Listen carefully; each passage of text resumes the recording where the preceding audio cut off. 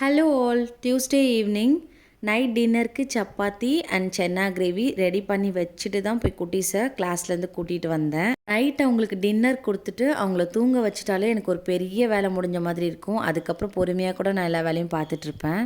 என்னடா இது, நம்மளை கேர் பண்ணுறதுக்கு டைமே இருக்க மாட்டேங்குது, ஃபுல் டைம் வந்து இப்படியே ஓடிட்டுருக்க மாதிரி இருக்கே, என்ன இது இவ்வளோ கஷ்டமாக இருக்குது லைஃப் அப்படின்னு நினைக்கும் போது தான் ஃபோன் யூஸ் பண்ணும்போது ஒருத்தவங்களோட வீடியோ பார்த்தேன்.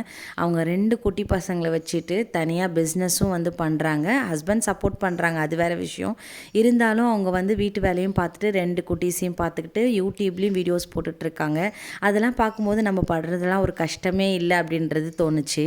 லைஃப்பில் எதுவுமே ஈஸியாக கிடச்சிராது. அப்படி நம்ம கஷ்டப்பட்டு நமக்கு கிடைச்சது கண்டிப்பாக நம்மளை விட்டு ஈஸியாக போகாது. ஸோ அந்த ஒரு பாசிட்டிவ் வைபோடே வந்து அப்படியே சாமியெல்லாம் கும்பிட்டுட்டு அன்னைக்கான டே சூப்பராக போச்சு. வீடியோ ஃபஸ்ட் டைம் பார்க்குறீங்கன்னா மறக்காமல் சேனல் சப்ஸ்கிரைப் பண்ணிக்கோங்க.